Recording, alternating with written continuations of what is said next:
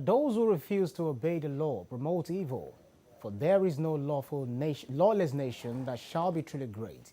For days now, members of the Islamic Movement of Nigeria have been protesting the release of their leader, Sheikh Ibrahim El-Zakzaky, and his wife, Zina. The Sheikh and his wife have been in detention since 2015, despite several court orders for the release. Hello and welcome to Standpoint. I'm Ibrahim Shita, and now with me in the studio to discuss the continued detention of El-Zakzaky, a lawyer and public affairs analyst, Jide Ologun. Thank you so much for joining us on Standpoint.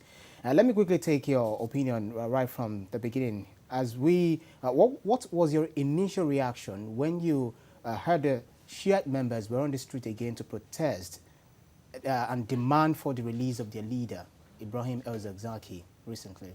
As a public relations practitioner, we have the definition of public relations that captures that. The 1978 Mexican statement that says that public relations is the art and social science of monitoring trends and predicting their consequences, as a part of it, then recommending to the client or government or whoever is involved on what can be done. Some of us have been advising the government that this matter should be handled carefully, knowing the personality of the person involved and, of course, the volatility of that movement. And some of us, suggested that even if you think he constitutes a national security threat, why not release him, probably place him on house arrest or mosque arrest and monitor him.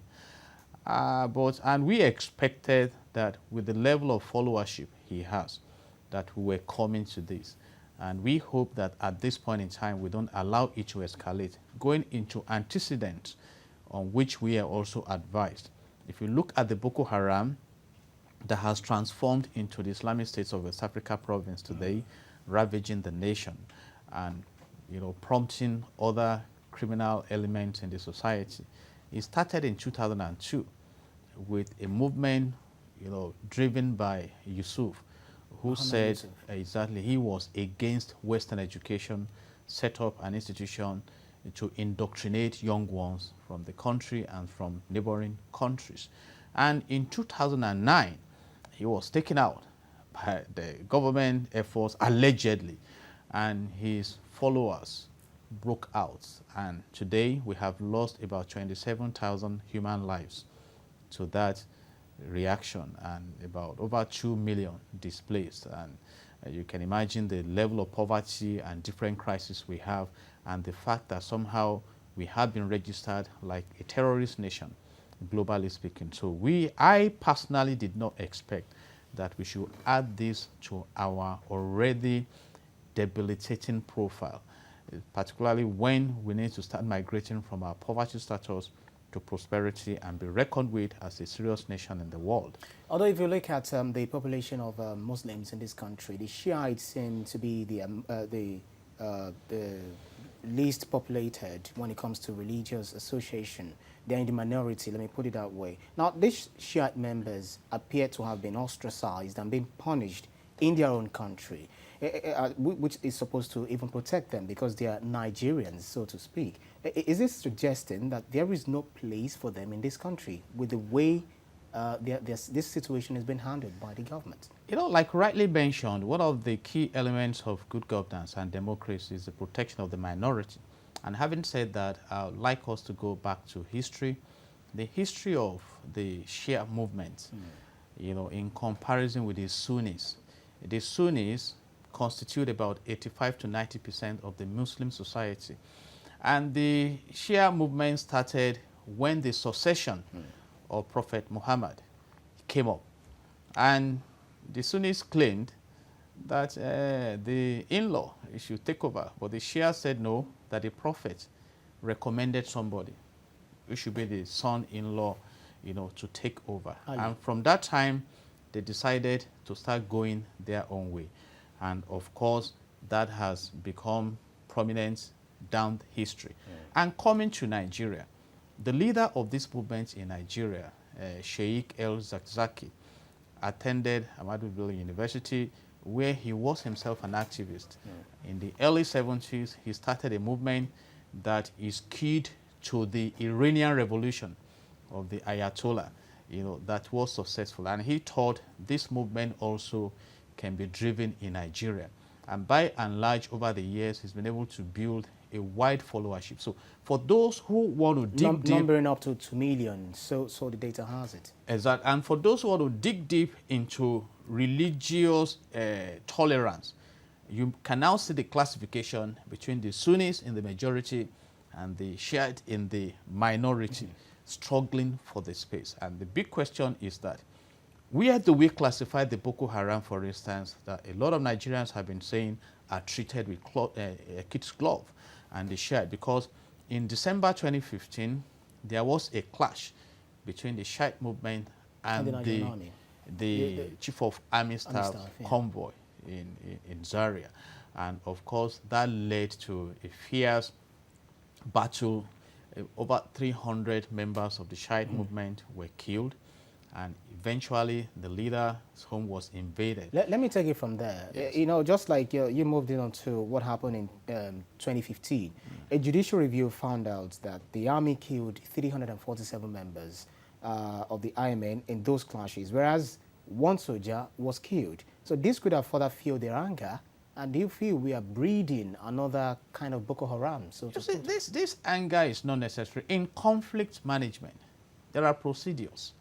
And the main aim is to ensure peace. Peace is a very critical commodity when you talk about national development. And going back to that scenario, it was like unleashing the same willpower that could have been unleashed on other elements plaguing the nation. So some brought in the sentiment of, oh, maybe because we are Shiite, we are not of the Sunni group, all right? And by and large, his activities have, that was not the first time he was being confronted by the government. In a recent confrontation before then, he even lost about 3 children. This man has about 9 children, out of which 6 have gone into this activism, all right? And he appears to be a man who has devoted his life as a martyr. And his followers also feel this sense of being persecuted. And when you benchmark this with the fact that a federal high court granted him bail, which the government did not respect, based on the fact that national security supersedes the rule of law. And some of us have argued that the fountain of justice is the rule of law. Institutions must be subject to the rule of law. And when we begin to jettison judicial decisions, then we are derailing the very fabric of national integration. Let me take you on that, because this rule of law and national security that you raised, is one thing, according to the president, because in 2018, there was an uproar when President Muhammad Buhari stated that the national security supersedes the rule of law. And it was believed that Mr. President was addressing the detention of Messrs. El-Zakzaky as well as Sambo Dazuki. Now, legally speaking, what would you say to this? I've said it. You see, in fact, one of the excuses given for retaining him rather than releasing him on bail was his own personal security. Right. I mean, he should be responsible for his personal security. All right. And now, if we look at the crisis we are causing, we've had some clashes even before this last one in Abuja in places. And you can imagine going to besiege the National Assembly. That is escalating. We talk about reinforcement theory in industrial psychology. Right. So who knows where next? They were in Lagos to protest because their leader is incarcerated. And the questions some Nigerians are asking is that, where is the leader of Boko Haram? Where is the leader of the bandits? Where is the leader of the headsmen? I mean, you saw what happened. If you want to compare the protest in Abuja with Lagos protest was very peaceful, and then you would hear the members of the IMN speaking eloquently, showing that they are quite educated. That of Abuja, what do you think would have sparked that violence attack on even the passers-by who didn't even know anything happening over there? You see, as a human resources management practitioner, the protest is at the tail end of agitations. And nobody can classify the extent of peace and violence when a protest begins, because it takes at least 2 parties to be involved in protest. And you either respond based on emotional intelligence or you react based on emotional ventilation. You see, so quite a number of times, protesters roll out to be peaceful. But in the process of that, it derails. But the big question is that, should we allow that to happen? Eventually, El-Zakzaky will be released. But at what cost to national integration, to national peace? I am not a Muslim, I'm a Christian. Right now, we should be dealing with heavier problems in the country. And if you look at the volatility of this followership, you must allow the rule of law. It's a dangerous thing when we subject the rule of law. I respect the way you're actually addressing this issue, but because if you look at Sheikh El-Zakzaky, he has really suffered from the hands of the government. And remember that in 2014, 3 of his sons, which he said, were lost in these clashes with the Nigerian army and in a religious procession. So only God knows what would be in the mind of El-Zakzaky himself and they also his colleague who is also with him in detention and his wife. And now he's lost one of his eyes. Another eye is about to go according to his legal counsel, Femi Falana. Then the wife also has unremoved bullets in her. So where would do you think we are ending? Do they really? Is there any really justification for this torturous, experience they are undergoing? There is no justification for injustice. One of the irony of the rule of law is arbitrary disrespect to the laws of the land. It may be by virtue of your office, but the society is entitled to the prevalence of the rule of law. There are various approaches to these issues. There are those who allegedly stole our resources in huge amount, and they showed up to EFCC, dropped part of the money, and were released on bail while the matter is going on in court. You see? So if the court denied him bail, it's a different issue. All right? And I have told you, this is a group that is claiming we are ready to die. The leader obviously has dedicated his life to this movement. But do you think the government has a moral justification? Because when they said if he is released, that he's been protected, he's been detained for his own protection, that he might also be attacked by other people from the outside. Release him. Somebody said, we are in a country where the people say we are tired of a leader that don't lead us anymore. And the leader is saying, no, I must lead you. Release him. Let's see what happens. Then you manage that. Are we now saying that we don't have enough resources to handle a leader? Are we now saying what we have now is there is intimidation in the country, there is uncertainty. We are talking about kidnapping, we are talking about different kinds of violent crimes across the land. Let us try for a moment and try to detach ourselves from sentiments and so on. And looking at the Shiite sheer violence and destruction with the scene that they actually painted in Abuja, attacking passers-by who are going on. Don't you feel the members of the IMN probably must have gone too far with the way they are moving on with their protest? Whether they go too far or not hangs on the way the matter is handled. The government under Section 14 of the Nigerian Constitution 1999 as amended has a mandate to defend the spirit of the Constitution and governance. And it says that the security and welfare of the people is the primary purpose of government. How that is done is left to the government. We have a government in place to regulate the society in a sane manner. The same way we have laws that apply to those who do not want to flow in line with societal sanity. All right? And the courts have the right to pronounce on it. Right now, we have the election matters before the tribunal. Right. In the case of Osun State, the tribunal came out to say, okay, even at the Supreme Court said that it is Oyetola that won. It's PDP throwing tantrums. If we now say, okay, we are not pleased with that decision, and for national security, we are going to bring in PDP by force. Any nation that disrespects the rule of law is setting the stage for anarchy. because people will no longer trust the processes of the law and they take laws into their hands. And who do we blame for this?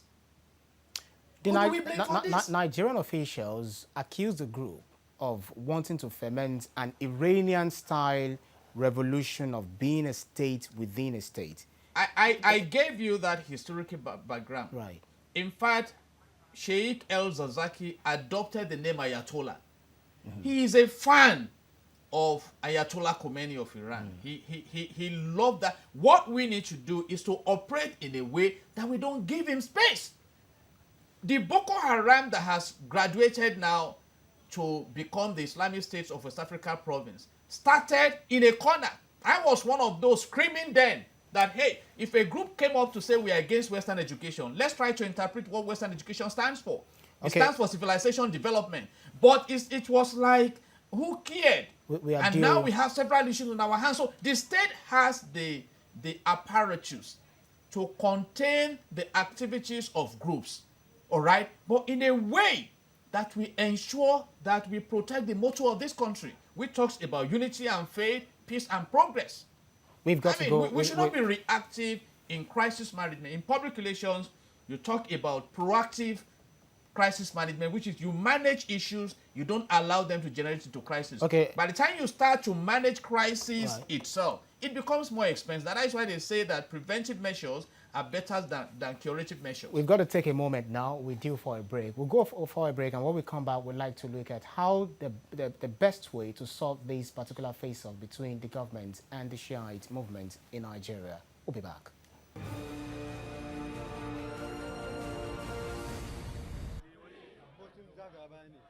You're watching Standpoint on TVC News, and I've been discussing with a lawyer, Barrister Jide Ologun. We're looking at the current face-off between the Nigerian government and the Islamic Movement of Nigeria. Thank you so much for being with us on the program. Before we went on that short break, you were talking about how Nigeria, the Nigerian government, can actually contain any kind of assembly which might be going beyond its boundaries. Why do you think it's very difficult? It has been very difficult for the government to contain the Boko Haram in the country as we speak. Perhaps because even though it appears that they have been decimated, you know, using the technical terms from the government officials. Talking about Boko Haram, I want to be deep and realistic, and you permit me to go into content analysis.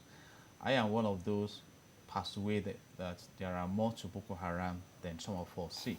In fact, I must credit the present president of Nigeria, whom I respect so much, President Muhammadu Buhari, who said, you know, in I think 2013 or 2012 or so, that there are 3 types of Boko Haram, that the federal government was Boko Haram, that the one started by Yusuf is one, and that the other one is driven by criminal elements.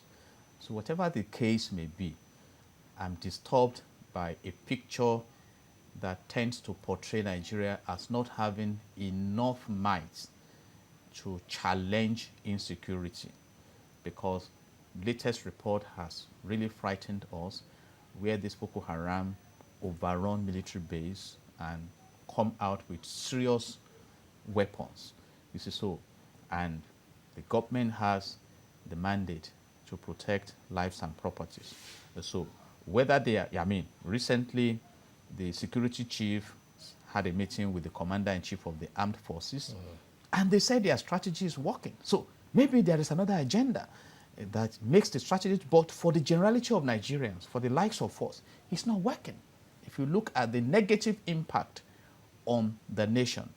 So, and I have also said that if you want to approach it regionally, the Boko Haram emanated from the northern part of the country. Okay. The commander-in-chief is from the northern part of the country. Right. And even if military power cannot overrun, can't we embark on ideological approach?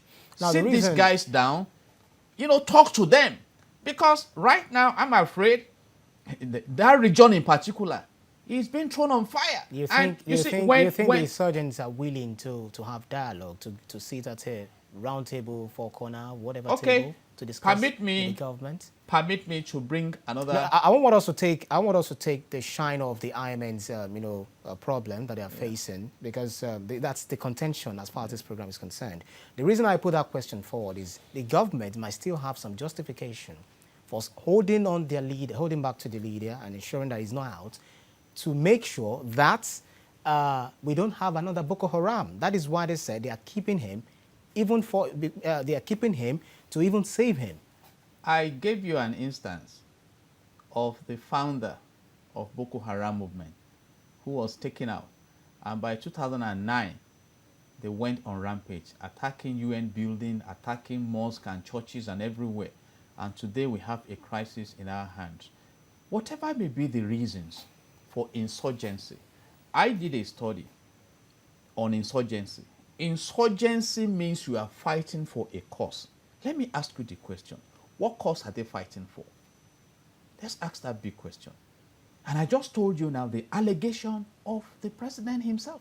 That is why I expected that since he had access to that level of intelligence report, he should be able to contain. But I was further worried when the defeat of Boko Haram was qualified as technical, because there are ideological angles, political angles, religious angle, technical angles.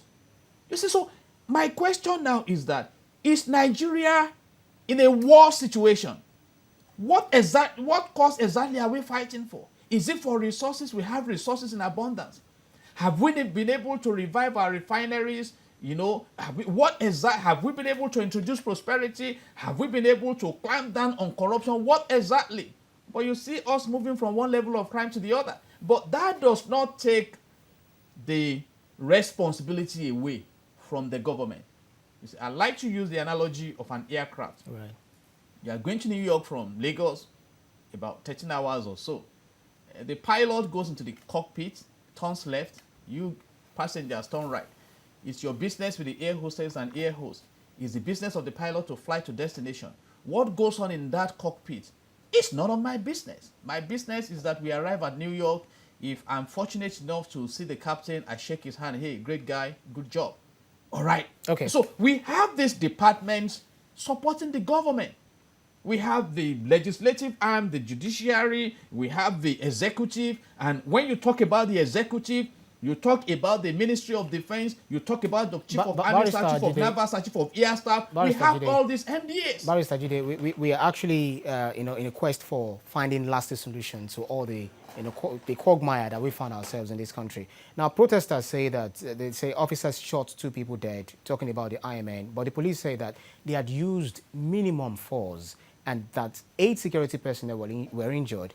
Are we going to be sitting, going to sit down and continue to watch this drama between the Nigerian police and the Shiite members just go on and end? I think you permit me to be a bit scriptural now. If you look at Amos chapter 3, verse 3, it says that can 2 walk together except they be agreed?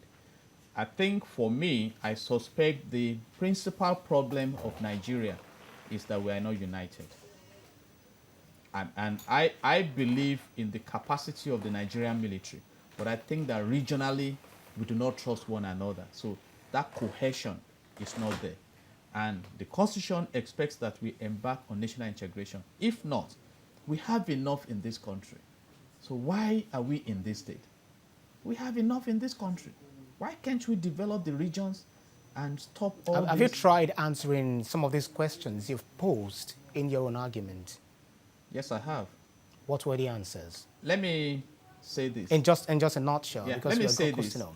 Nigeria has the largest deposit of proven gas in Africa, the 9th largest in the world. Right. We have crude oil, yet we export to refine, we import to sell at premium. We spent 11 trillion naira on full subsidy in 6 years. If we have focused all our efforts, whether you are from the north, from south, from everywhere, through the machinery of governance, to develop the oil and gas sector like it's done in Algeria and Saudi Arabia, there will be prosperity in the land. If we allow everybody to practice their religion without intimidation, allow businesses to cohabit without killings and everything, we will be better for it. We just have to go on, but then I'd like you to answer this. If you were the legal representation for Sheikh El-Zakzaky, how would you have handled this case in just The a few respected seconds? senior advocate of Nigeria, Femi Falana, is handling it the best way. But when there is a decision to disrespect the law, particularly when there is arbitrary power available, it will be difficult for the law to prevail. And except the law prevails, there cannot be justice. And without justice, there cannot be peace and progress. This is a holistic issue. And I wish my country the best. And for those who wish this country the best, why don't you allow the rule of law, that we may enjoy prosperity, be united, and secure the future and not mortgage the future? Barrister Jide Ologun, a lawyer, thank you so much for coming on the program Standpoint. God bless Nigeria. Well, and that's our package on today's edition of Standpoint. Thank you so much for watching. I'm Ibrahim Shida. Bye now.